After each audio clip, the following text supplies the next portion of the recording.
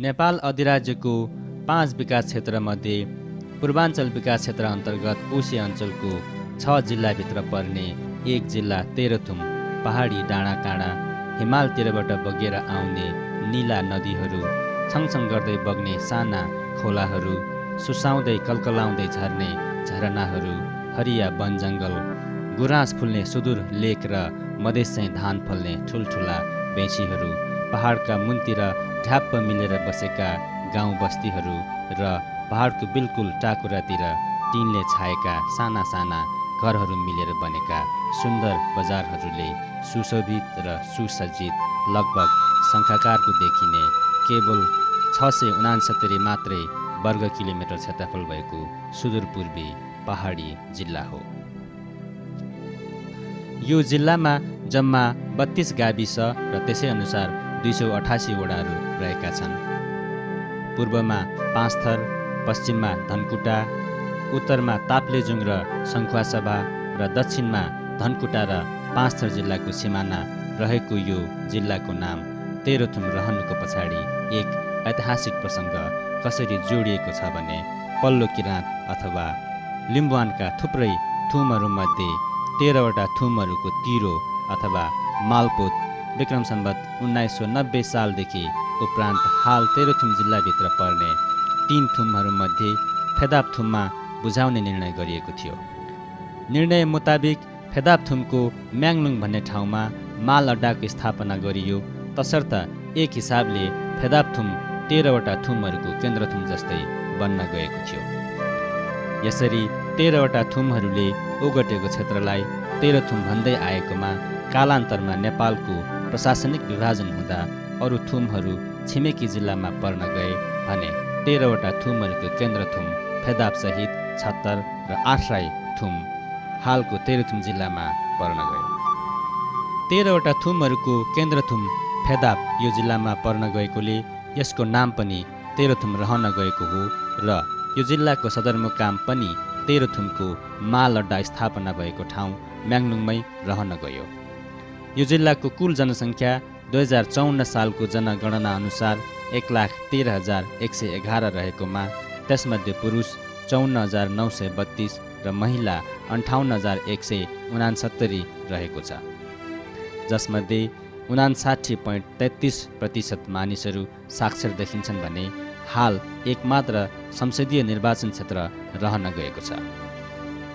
यहाँको धराताल समुद्री सतहदेखि कम्तीमा 354 मिटर र बढीमा 2962 मिटरसम्म अग्लो रहेको छ। साथै तापक्रम जाडोमा 15 डिग्री सेल्सियस र गर्मीमा 30 डिग्री सेल्सियससम्म हुने गर्दछ। विशेष गरी भौगोलिक धराताललाई पृष्ठभूमि बनाएर यो वृत्तचित्रको परिकल्पना गरिएको भए तापनि जिल्लाभरिका स्थानीय जनजीवन, परम्परा र संस्कृतिलाई यहाँ समेट्ने प्रयास भएको छ। यस लगायत 32 गाविससँग सम्बद्ध सूचनाहरू सम्प्रेषण गर्ने पनि हाम्रो अभिष्ट रहेको छ। यो सिर्जना हाम्रो पहिलो र तेह्रथुम जिल्लाकै इतिहासमा सम्भवतः पहिलो हुन गएको हाम्रो ठम्म्याइ छ। हामीलाई हाम्रो जन्म जिल्लाप्रतिको निष्ठा र प्रेमले यो काम गर्न उक्सायो। गल्ती मानवीय कमजोरी हो भन्ने मान्दै यसभित्र तपाईँहरूको दृष्टिकोणमा केही कमी कमजोरी देखेमा अवश्य स्वीकारी दिनुहुनेछ भन्ने आशासहित हामी अगाडि बढ्दछौँ।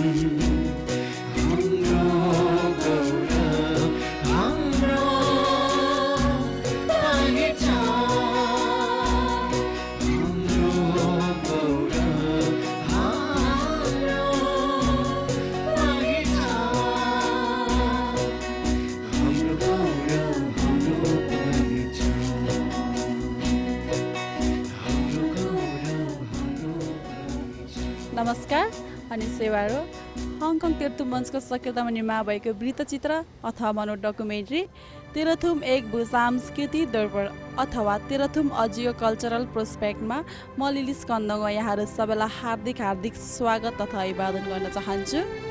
जन्मभूमि विशेष गरी प्रवासमा सबसे ज्यादा बिजाउने वस्तु बन्दो रहेछ सायद। त्यसैको अन्तर्प्रेरणाले हो कि हामी हङकङवासी तेह्रथुमेहरूले तेह्रथुम जिल्लाको इतिहासमा सम्भवतः यो पहिलो वृत्तचित्र निर्माण गर्ने जमर्को गरेका छौँ र यो वृत्तचित्रले तेह्रथुम जिल्लाका 32 गाविस साथै त्यहाँका विभिन्न महत्त्वका स्थानहरूसँग यहाँहरूलाई साक्षात्कार गराउने नै छ। विदेश लिनुको बाध्यताले आफ्नो जन्मभूमिबाट अन्यास टाढिन पुगेका हजारौँ लाखौँ नेपालीहरूको दारुण कथा सुनिरहने र देखिरहने हामी नेपालीहरूको नियति जस्तै बन्न पुगेको छ। आउनुहोस् दर्शकबिन, यस्तै एउटा मार्मिक सन्दर्भ यहाँ गाँसिन पुगेको छ। सुदूर पूर्वी पहाडी जिल्ला तेह्रथुम यहाँ यानि हङकङ आएर 1 दशकदेखि बसोबास गर्दै आइरहेका हामी तेह्रथुमेहरूको कथा। यहाँको नितान्त यान्त्रिक जीवनशैलीको पृष्ठभूमिमा डलरसँग लुकामारी खेल्दै आफ्नो देश र आफन्तहरूबाट टाढा एक अजनबी सहरमा बस्दै आएको पनि 10औं लगभग वर्षहरू बित्न थालिसकेछ।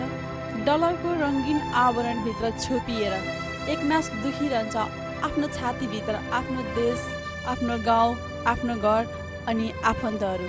दर्शकबिन, हामी चाहेर पनि भनेको समयमा आफ्नो देश अथवा भनौँ आफ्नो गाउँघर फर्किन सकिरहेका छैनौँ। मनमा देश र गाउँघरप्रतिका अनेकौँ भावनाका तरङ्गहरू उर्लन्छन्। गाउँघरमा बिताएका दिनहरूको सम्झना हरदम आइरहन्छ। मेलापात गर्दाका उकाली ओह्रालीहरू, वन पाखाहरू, लेक बेसीहरू स्मृति पटलबाट अझै हराएकै छैन। मदन मेला र महेन्द्र मेलाहरूमा सोल्टिनीसँग साटिएका रुमालको चिन्हहरू सम्झनाको गोजीमा अझै सुरक्षित नै छ। पाहुना साहेबको पालामको गुन्जन र ती मर्मस्पर्शी भाकाहरू स्मृतिको किताबमा जिप्टिएरै बसेका छन्। मेला बजार जाँदा सोल्टिनीसँग बसेर खाएको सुँगुरको मासु र छन्वाको स्वाद प्रेम र सद्भावको गहिरो अनुभूति बनेर विगतलाई साउती गरिरहन्छ। दर्शकबिन, हङकङ जस्तो व्यस्त र गुल्जार सहरमा दिनहरू हत्केलाको बालबसरी फुसफुस चिप्लिएको पत्तै हुँदैन।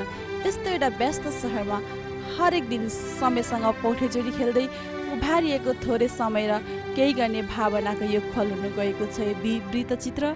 आउनुहोस् दर्शकबिन, तपाईँको जन्मभूमिको दिव्य दर्शन गर्न व्यग्र तपाईँको मन थामेर।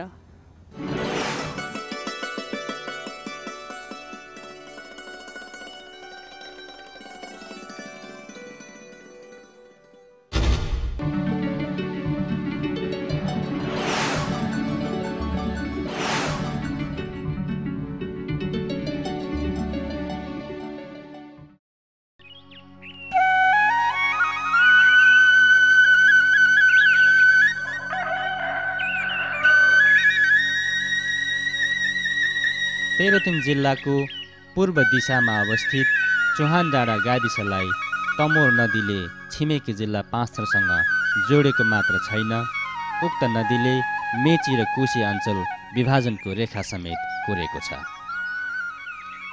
सदरमुकाम म्याङलुङ बजारबाट 13 कोस पूर्व दिशामा अवस्थित यो गाविसको थुम्की क्षेत्रमा एकताका हवाई मैदान निर्माणको परियोजना आउने सम्भावनाले निकै चर्चा पाएको थियो।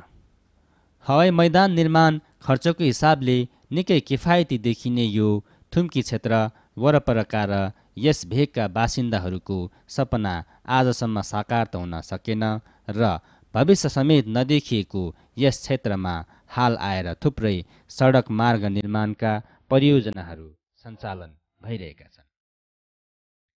यो गाविसलाई तेह्रथुम जिल्लामा पाँचथर जिल्लातिरबाट प्रवेश गर्ने एक प्रमुख नाकाको रूपमा पनि लिन सकिन्छ।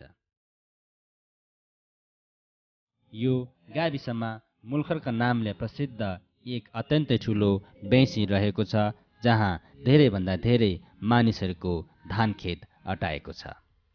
त्यसको अलावा मकै, गहुँ, तोरी जस्ता अन्न बालीहरू यहाँका बासिन्दाहरूको प्रमुख खाद्यान्न बालीको रूपमा रहेको छ।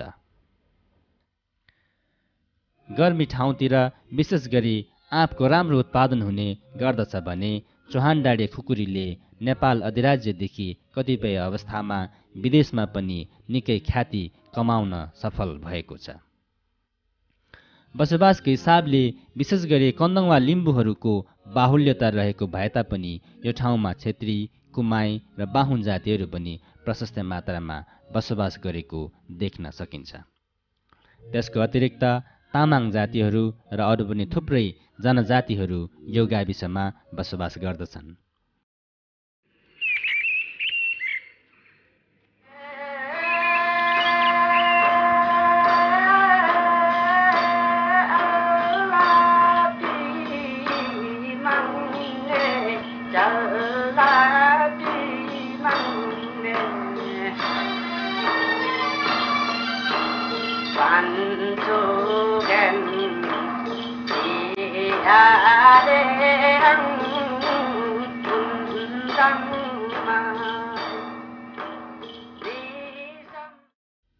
यो गाविसमा कुल 4160 जनसङ्ख्या रहेको छ।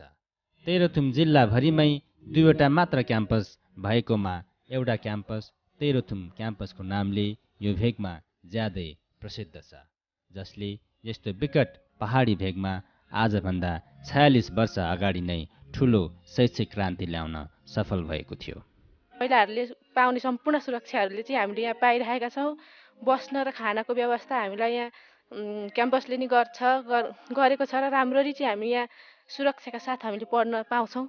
यो क्याम्पसले आठराई भेगका मात्र नभएर पाँचथर र ताप्लेजुङ जिल्लाका समेत कतिपय ठाउँका विद्यार्थीहरूलाई अध्ययन गर्ने अवसर प्रदान गरिरहेको छ। यो तेह्रथुम क्याम्पसको स्थापना 2017 सालमा भएको हो। 2016 सालमा त्रिभुवन विश्वविद्यालयको स्थापना भएको थियो। 17 सालमा यो क्याम्पसको स्थापना भयो। यो क्याम्पसको स्थापना भइसकेपछि बिचमा अलिकति राजनीतिक समस्याहरू पनि हेर्न देखा परे। यो 28-29 तिर राजनीतिक गतिविधिको कारणले गर्दाखेरि एकचोटि क्याम्पस बन्द पनि हुन पुग्यो। अनि यो यहाँबाट धनकुटामा गाभिन पुगेको थियो। पछाडि फेरि यहाँका मान्छेहरूले ठुलो मेहनत साथ यो क्याम्पसलाई स्थापित गर्न सफल भए। त्यस पछाडि यो चाहिँ एजुकेसनको रूपमा सञ्चालन भयो 2035 सालदेखि अनि मानविकीको रूपमा सञ्चालन हुँदै आएको हो। र त्यो मानविकी सञ्चालन हुँदाखेरको यहाँको पहिलो विद्यार्थी म आफू पनि हो त्यतिखेरको। र अहिले आएर यो क्याम्पस हालसालै बहुमुखी क्याम्पस रूपमा परिणत भएको छ। त्रिभुवन विश्वविद्यालय स्थापना भएको दोस्रो वर्षमै यो ठाउँमा भौतिक सुविधाको दृष्टिकोणले निकै सक्षम मान्न सकिने क्याम्पसको स्थापना भएबाट यो भेगका मानिसहरू शिक्षाप्रति कति जागरुक र सचेत रहेछन् भन्ने कुरा अनुमान लगाउन कसैलाई गाह्रो पर्दैन।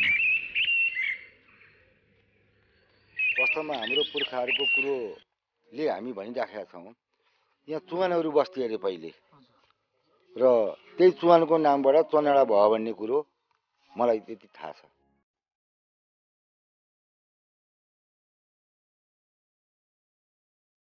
यो गाविसमा एक स्वास्थ्य चौकी धेरै पहिलेदेखि रहँदै आएको छ, जसले यो भेगका मान्छेहरूलाई मात्र नभएर छिमेकी गाविसका मानिसहरूलाई पनि स्वास्थ्य उपचार उपलब्ध गराउँदै आएको छ। नेपालमा राणा शासनको दबदबा हुँदैको समयमा यहाँ निकै सुविधा सम्पन्न माध्यमिक विद्यालयको स्थापना भएको थियो, जुन आज पनि शारदा उच्च माविको नामले यो क्षेत्रका विद्यार्थीहरूलाई शिक्षाको उज्यालो ज्योति छर्ने पवित्र कर्म गरिरहेको छ। आजभन्दा 61 वर्ष पहिले स्थापना भएको यो स्कुलमा थुप्रै भवनहरू रहेको देख्न सकिन्छ। छुट्टै अफिस भवन, कक्षा कोठा भवन, छात्रावास, लाइब्रेरी, कार्यशाला भवन र सरस्वतीको मन्दिर समेत निर्माण भएको यो स्कुलमा निकै राम्रो खेल मैदानको पनि व्यवस्था रहेको छ। एक क्याम्पस र एक उच्च माविका साथै यो गाविसमा 2 निमावि र 5 प्राविहरू हाल सञ्चालन भइरहेका छन्। यसरी हेर्दा यो भेगका मानिसहरू शिक्षाको क्षेत्रमा निकै चिन्तनशील र लगनशील रहेको तथ्य उजागर हुन आउँछ। तेह्रथुम जिल्लाकै सबसे ठुलो बरको रुखको रूपमा यो भेगमा प्रख्यात मानिएको बरको रुख पनि यही गाविसमा पर्दछ, जुन बरको रुख सुन्दर हुनुको साथै यसका अनगिन्ती बलिष्ठ हाँगाहरू टाढा टाढासम्म फैलिएका छन्, यसलाई यो ठाउँको एक सुन्दरताको रूपमा लिन सकिन्छ।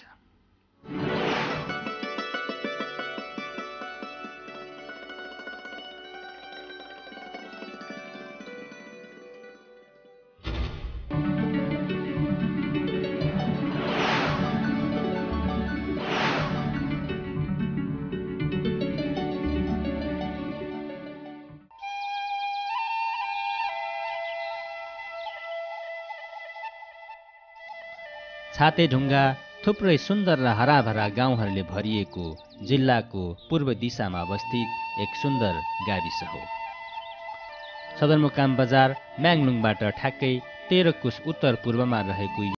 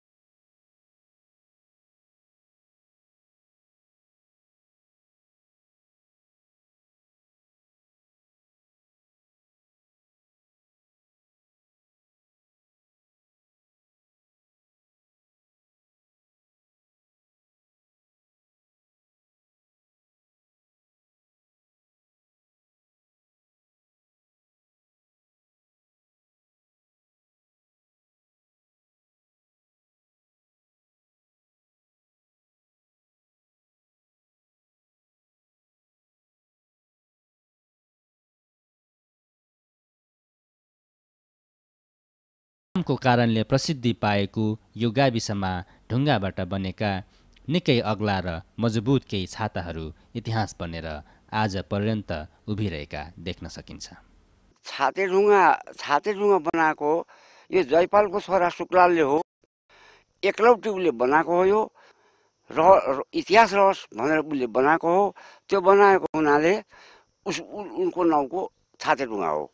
यो कहिले बनेको तपाईँलाई थाहा छ? मलाई 1988 साल फागुनमा गाडेको यो। फागुनमा गाडिएको सहयोग कसैले गरेका छैन, एक्लै उसले गरेका। त्यसका छोरा 5 भाइ थिए। 5 भाइ काम गर्ने सिपाला थिए, उनीहरूले बनाएको हो। यो कसैको खर्च पर्छ केही छैन। उहाँ चाहिँ त्यस बेला यो गाउँको चाहिँ के हुनुहुन्थ्यो त? त्यो गाउँ भन्थ्यो हाम्रो भित्रिया भन्थे त्यसलाई। उनीहरू ऊ बसेको भित्रिया भन्थे। यसलाई हाम्रो फुङनाम भन्थे। यता पल्लोपट्टि युवा भन्छन्। हामीले चाहिँ सुनेको छौँ यहाँनिर ढुङ्गा फ्याँकेर अड्क्यो भने मनले सोचेको कुरा पुग्छ भनेर भनेको त्यो हो कि होइन? मान्छेले भनेको मात्रै हो, त्यो चाहिँ होइन। त्यो चाहिँ होइन। त्यो किनभने त्यो भुराहरूले त्यो गर्छन्, यसो खपी हान्छन्, के गर्छन्, गर्दा गर्दा त्यो ढुङ्गा भोरी हुन्छ, आएर यसो फ्याँक्छन् गर्छन्। र पनि उसका छोरा नाति छन्, अझै पनि छोरा नातिहरू थुप्रै छन्। त्यहाँ आएर यहाँ अलिकति लेखेछन् पनि। त्यो साना भुराहरूको काम हो। गौरीगञ्ज बजार यो भेगका मानिसहरूको किनमेल गर्ने एउटा प्रमुख र पुरानो बजार हो, जुन बजार विस्तार भएको त्यति देख्न सकिँदैन। यो हर्षजी, यो जुन अहिले गाविसको अवस्था, कुनै समय बेला गाविस थियो, अहिले के छ, के भयो, कसरी भयो त? हजुर, यो छातेढुङ्गा गाविस भनेपछि यो छातेढुङ्गाको भएको हुना छातेढुङ्गा भएको हुनाले त्यसबाट नामकरण भएको हो। पहिला पोखरी गाउँ पञ्चायत भन्ने थियो होइन, पछि त्यसलाई संशोधन गरेर छातेढुङ्गा गाविस नामकरण गरियो। र यो गाविसहरू चाहिँ पहिला त्यहाँ यो रेडक्रस भवनपट्टि थियो, त्यहाँ आगलागी भयो। त्यस पछाडि यहाँपट्टि एउटा भवन थियो ऐल्यान्ड जग्गामा, त्यो भवन साँघुरो भएको कारणले यहाँ हामीले यहाँका गौरीगञ्जवासीहरूले चाहिँ देवीप्रसाद जिमदार, शिक्षाप्रेमी देवीप्रसाद जिमदार जमिनदार को जग्गा भएको कारणले गर्दाखेरि 2 रोपनी जग्गा उहाँका छोरालाई ल्याएर चाहिँ पास गराएर हामीले अत्यन्त सुन्दर गाविस भवन यहाँ चाहिँ देवेन्द्र कन्दुङको पालामा अध्यक्षको पालामा बनिएको थियो।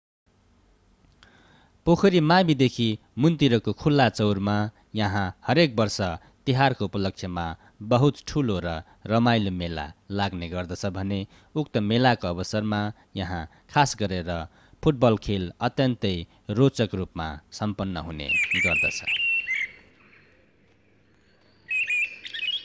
सर यो पोखरी माविलाई अब हामीले सुन्नुमा आएकोमा यो धनी स्कुल भनेर भनिन्छ, के हो त यो स्कुल वास्तवमै धनी हो के छ त? यथार्थ भन्नुपर्दा यो विद्यालयको इतिहास अत्यन्त खजमजिएको छ र 213 बिघा जमिन विद्यालयको भएको हो। तथापि अहिले चाहिँ दरिद्रताले छिया बनाएको छ विद्यालय र दाता पक्षले जुन सदाशयले विद्यालयलाई जमिन प्रदान गर्नुभएको थियो पछि गएर उहाँकै उत्तराधिकारी दाताका उत्तराधिकारी ज्यूहरूको विद्यालयप्रतिको नकारात्मक धारणाबाट विद्यालयको आम्दानी चाहिँ ठप्प हुँदै गयो र अहिलेसम्म जति हो विद्यालयको सम्पत्ति स्थायी सम्पत्ति अथवा जमिनबाट प्राप्त हुनुपर्ने जे जति आम्दानी हो त्यो पर्याप्त रूपमा हामीले लिन सकिरहेका छैनौँ र विद्यालयको अवस्था दिनानुदिन नाजुक हुँदै गएको म यहाँलाई जानकारी गराउन चाहन्छु। पोखरी मावि 2016 सालमा स्थापना भएको स्कुल हो। यसको बनावट हेरेर थाहा पाउन सकिन्छ कि यो स्कुल बहुत मेहनत र धेरै धन खर्च गरेर बनाइएको त्यतापट्टिको सुविधा सम्पन्न मध्ये सबसे ज्यादा धनी स्कुल हो। अध्यक्षज्यू, अब यो पोखरी उच्च मावि जुन छ अहिले त्यसको अवस्थाबारे केही कुरा भनिदिनुहोस् न हामीलाई। अब यो भौतिक रूपमा चाहिँ अत्यन्त सम्पन्न जस्तो देखिन्छ। यसको तराईमा 213 बिघा जमिन, यहाँ 280 रुपैयाँ 15 आना 3 पैसा जग्गा छ। तर अब यसको ब्यालेन्स चाहिँ छैन वास्तवमा। हामीले यो 2016 सालमा स्थापना भएको विद्यालय धेरै अगाडि चाहिँ उच्च मावि भइसक्नु पर्ने, यो वर्ष मात्रै उच्च मावि बनाएको छौँ। आर्थिक हिसाबले चाहिँ अब भौतिक हिसाबले सम्पन्न देखिए तापनि आर्थिक रूपमा चाहिँ त्यस्तो सम्पन्न अहिले छैन। वास्तवमा स्कुलको अवस्था चाहिँ एकदम डरलाग्दो बनिसकेको छ। आज विभिन्न कारणले यो स्कुलको आर्थिक अवस्था अत्यन्तै भयावह रहेको बताइएको छ। यसका आफ्नै कारणहरू होलान्। हाल यो स्कुल उच्च माविको रूपमा सञ्चालन भइरहेको छ। त्यस लगायत यहाँ 2 निमावि र 6 प्रावि विद्यालयहरू पनि सञ्चालन भइरहेका छन्। यो देउडी बजार हो। विगतमा यहाँ मेला अवधिभर स्याउलाले बारेका साना साना झुपडीहरू लहरै हुन्थे। यही बजारको अगाडि अवस्थित चौरमा भव्य दिपेन्द्र मेला लाग्ने गर्दथ्यो। किनारका छाप्राहरू जिउँदा जाग्दा र जीवन्त देखिन्थे। मेला अवधिभर जिउँदो जाग्दो देखिने यो ठाउँ मेला सकिएपछि सुनसान देखिन्थ्यो। त्यो स्याउलाले बारेको रित्तो कटेरो सोल्टिनीले छाडी गएको अल्लारेको मन जस्तै उदास उदास एक्लै सल्लाहगरीसँगै छुसाइरहन्थ्यो।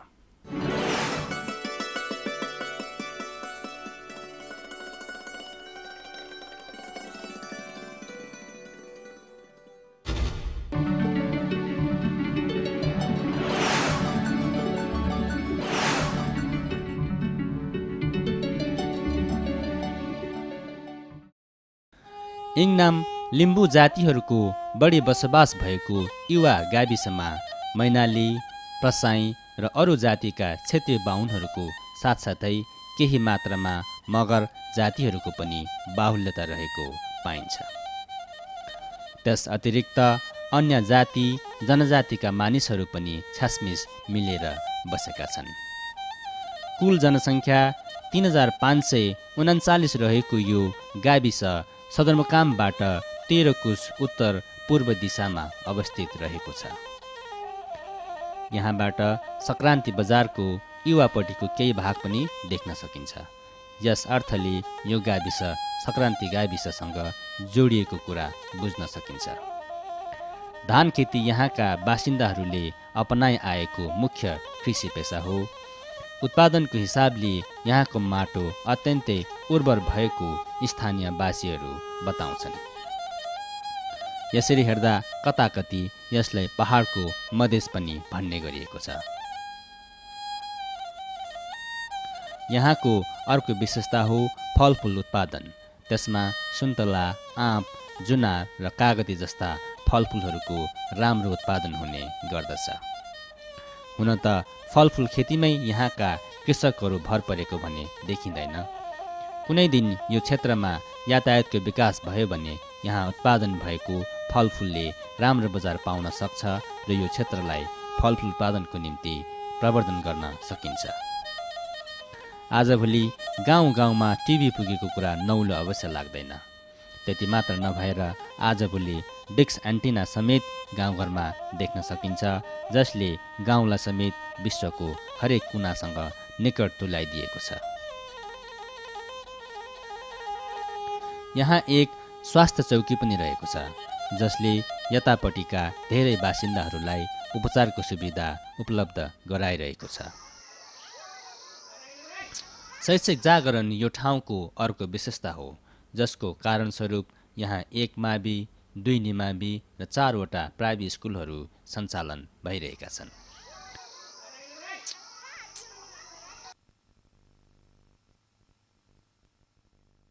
जयप्रकाशज्यू, अहिले यो स्कुल कसरी सञ्चालन भइरहेको छ त? के छ स्कुलको वस्तुस्थिति के छ? हामीले अहिले भनेको अब सरकारी तौरबाट यहाँ प्राविका 4वटा दरबन्दी र निमाविको एउटा दरबन्दी गरेर 5 दरबन्दी छ र हाम्रो निजी स्रोतबाट हामीले अरू 4 जना शिक्षकहरू थपेर कक्षा 8 सम्म सञ्चालन गरिरहेका छौँ। यसले कुन भेगका यो कति भेग समेट्छ त तपाईँको स्कुल? अब खास गरी यो स्कुलको एरिया भनेको 4 नम्बरमा छ हैन। यसको छिमेकी वार्ड भनेको 5, 9 र यतापट्टि 8 का केही घरहरू, केही विद्यार्थीहरू त्यहाँबाट पनि आउँछन्। अनि यो स्कुलमा अब जस्तै हाम्रो हङकङ तेह्रथुम मञ्चका केही सदस्यहरूले पनि डोनेट गर्नुभएको छ सुनिन्छ। के भन्नु? राम्ररी गर्नुभएको छ, उहाँहरूलाई धेरै धेरै धन्यवाद। त्यसमा मेरो भाइ पृथ्वी इङनम र काका प्रेम कुमार इङनम र अर्को एकजना काका हुन्छ, उहाँ चाहिँ अब स्वर्गीय हुनुभयो हङकङमै, कविन्द्र इङनम उहाँको नाम चाहिँ। उहाँहरूले कति 10,000 रुपियाँ गरेर 30,000 एकमुष्ट रकम पठाइदिनु भएको थियो र त्यसबाट हामीले कति 10,000 को यहाँ जग्गा खरिद गरेर यो खेल मैदान अलि विस्तार गरेका छौँ र अरू चाहिँ हामीले अक्षय कोषमा राखेर त्यसको ब्याजबाट सरहरूलाई चाहिँ यसो तलब दिने काम गरेका छौँ।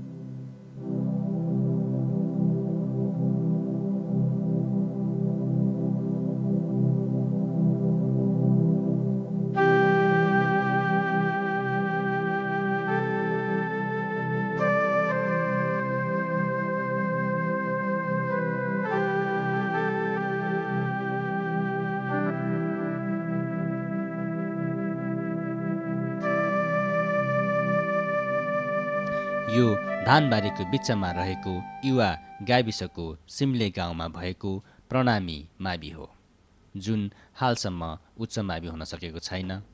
भानु प्रावि यतापट्टिको अर्को प्रावि स्कुल हो, जुन स्कुल युवा गाविस अन्तर्गतको भदौरे गाउँमा अवस्थित छ।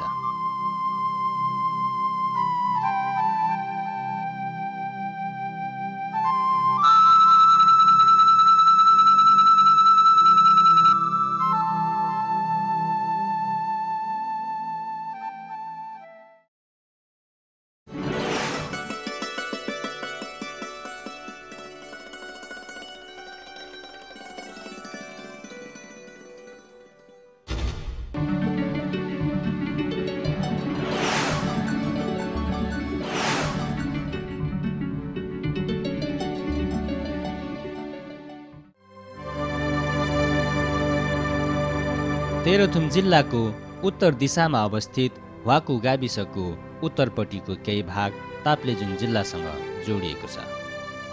यो गाविस म्याङलुङबाट 14 कोसको दूरीमा रहेको छ। कुल जनसङ्ख्या 3,395 रहेको यो गाविसमा विशेष गरी लिम्बू, इङनाम, थिङलाबो जातिहरूको बाहुल्यता रहेको पाउन सकिन्छ भने त्यस्तै अरू जातिहरूमा यहाँ डाङ्गी थरका बाहुनहरू शिक्षा लगायतका विभिन्न क्षेत्रमा निकै अग्रपङ्क्तिमा रहेका छन्। यो गाविसमा पनि एकदमै राम्रोसँग धान उत्पादन हुने थुप्रै साना ठुला बेँसीहरू खेतहरू रहेका छन्। धान उत्पादनको हिसाबले यो पनि निकै समृद्ध गाविस मान्न सकिन्छ।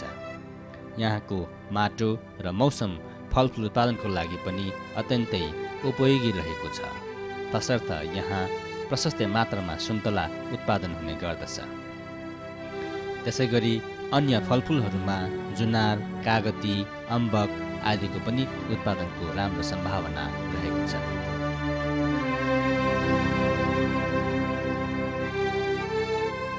सङ्क्रान्तिबाट ताप्लेजुङ जोड्ने उद्देश्यसहित वाको गाविस भएर मोटर बाटो खन्ने काम भइरहेको छ। जलस्रोतको राम्रो आपूर्ति भएको यो गाविसमा नगदे बालीको रूपमा प्रसिद्ध अलैँची खेतीको राम्रो सम्भावना रहेको, तर यातायात सुविधाको अभावको कारण उत्पादित वस्तुहरूले राम्रो बजार पाउन सकेका छैनन् भने किसानहरूलाई यसको पहिलो र ठुलो असर पर्ने गरेको छ। यो समस्यालाई यो क्षेत्रका सबै गाविसहरूले भोग्नु परेको एउटै समस्याको रूपमा लिन सकिन्छ।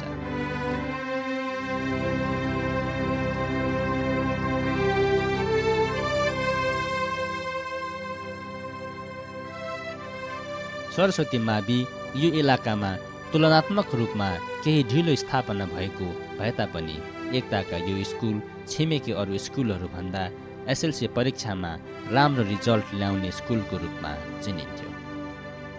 यहाँको प्रशासनिक नियम कानुन एकदमै कडा र अनुशासित हुने गरेको प्रसङ्ग आज पनि कतै कतै चर्चाको विषय बन्ने गर्दछ।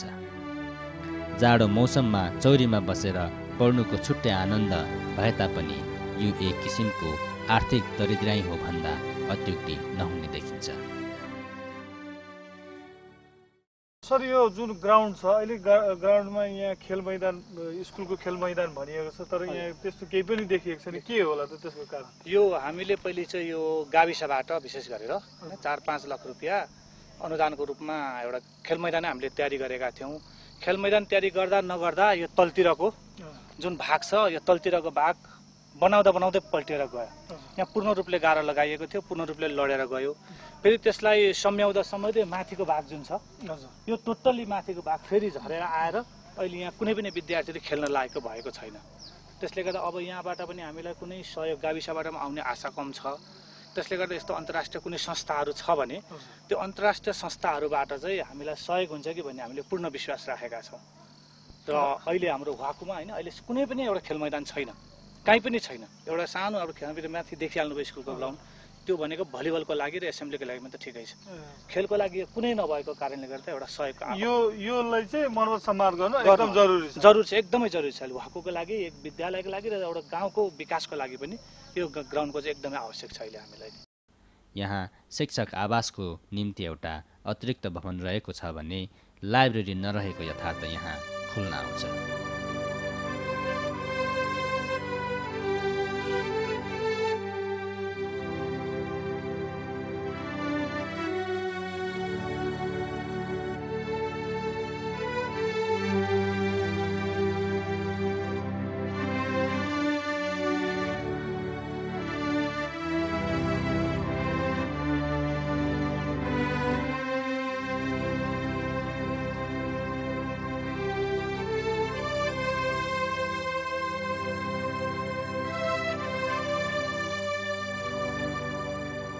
यो भेगमा केही गुरुङ जातिहरूको पनि बसोबास रहेको पाइन्छ। उनीहरूले आफ्नो धर्म संस्कृतिको संरक्षण सम्वर्धन गर्न ठुल्ठुलो मेहनत गरेका छन्। त्यसको ज्वलन्त प्रमाणको रूपमा यो गुम्बालाई लिन सकिन्छ।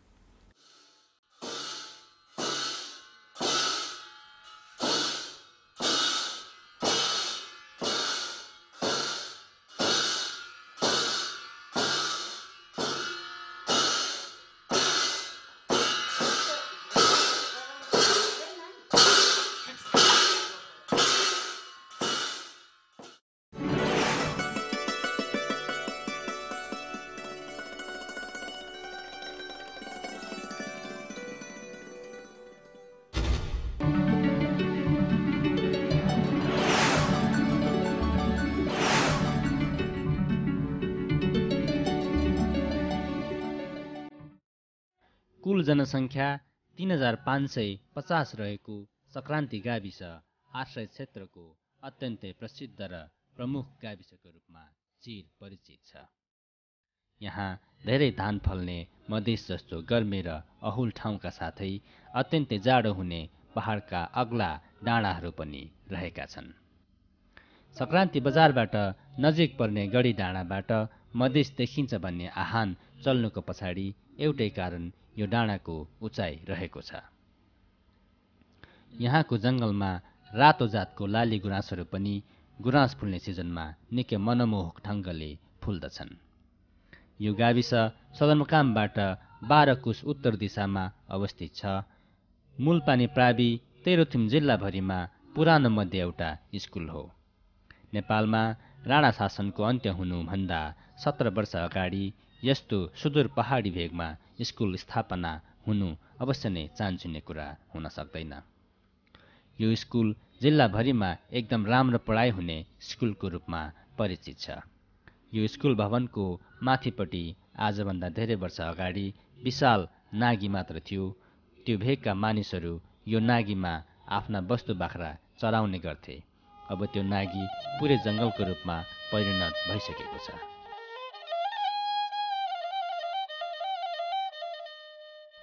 आठसाई भेगमा सङ्क्रान्ति गाविस प्रख्यात हुनुको पछाडि रहेको एउटै कारण हो यहाँको अत्यन्तै अग्लो डाँडामा अवस्थित सङ्क्रान्ति बजार।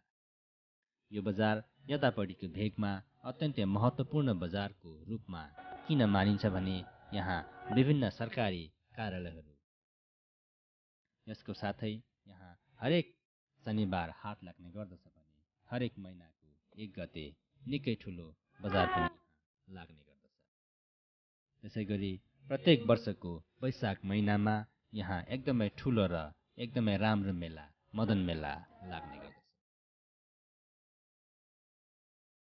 यो गाविसमा न्याङलुङतिरबाट मोटर बाटो खन्न सुरु भएर साब्ला, ओयाकजुङ, जलजले, सिमले, इसुबु, सम्दु र खामदालुङ हुँदै कच्ची मोटर बाटोले प्रवेश पाइसकेको छ।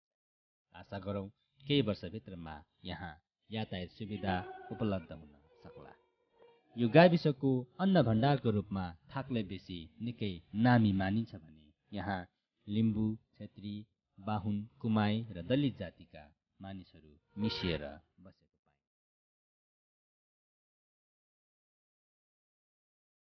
यहाँ एक जगदम्बा औषधालय नामको स्वास्थ्य चौकी रहेको छ, जसले धेरै मानिसहरूलाई स्वास्थ्य सल्लाह उपलब्ध गराइरहेको छ। यो गाविसमा 2 वटा उच्च मावि र 1 संस्कृत मावि पनि रहेका छन्। त्यसै गरी 7 प्रावि स्कुल र 1 बोर्डिङ स्कुल पनि सञ्चालित छन्।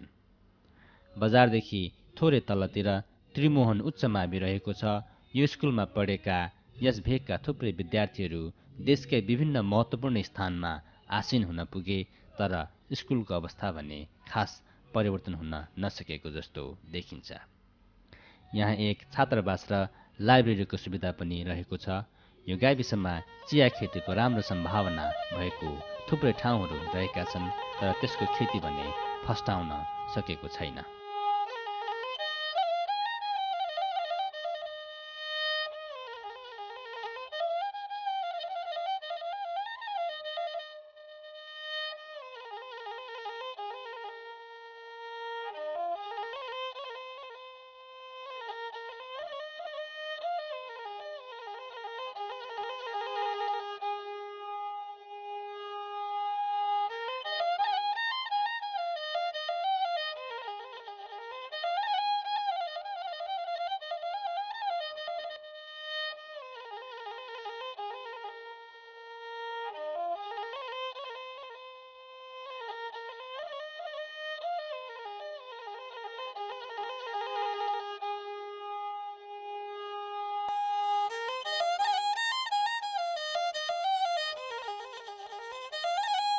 मानिसको जीवनमा बिहे एक अकाट्य र अवश्यम्भावी वास्तविकता हो।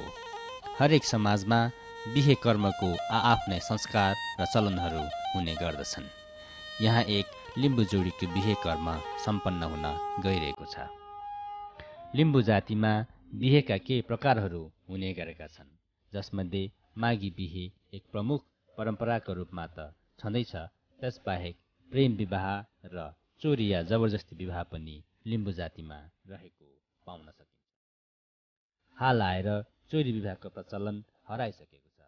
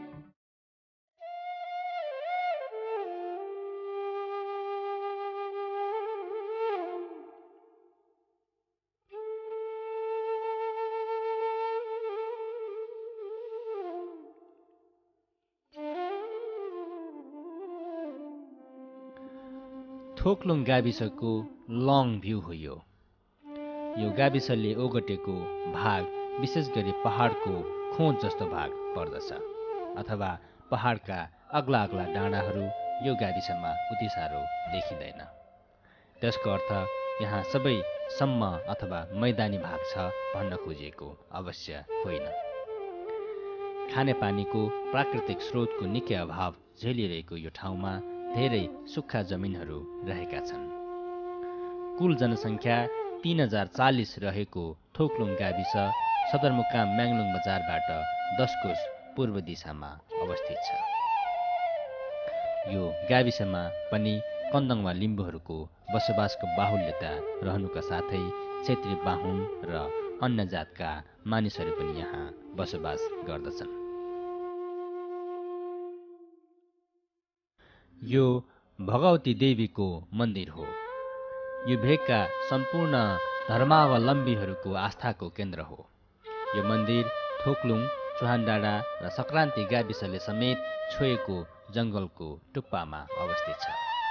यहाँ निकै टाढा टाढाबाट मानिसहरू आफ्नो भाकल पुरा गर्न आउँदछन् र आफ्नो भाकल मुताबिक बोका, परेवाको बच्चा र फुलपाती मात्रले पनि पूजाआजा गर्दछन्। यसरी भगवती देवीको पूजा गरेर देवीलाई खुसी बनाएको खण्डमा आफ्नो मनोकांक्षा पूरा हुने जनविश्वास रहेको छ।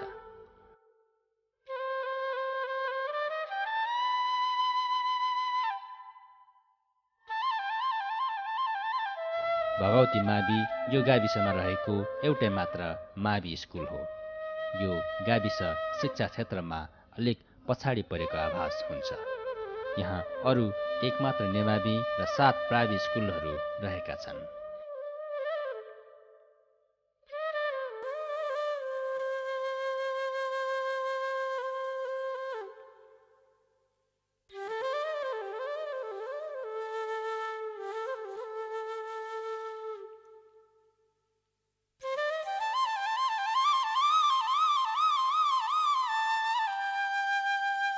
यहाँ धान उत्पादन योग्य जमिन त्यति प्रशस्त मात्रामा देखिँदैन भने अन्य मकै, कोदो, फापर, जुनेलो, तोरी आदि यहाँका खाद्यान्न बालीहरू हुन्।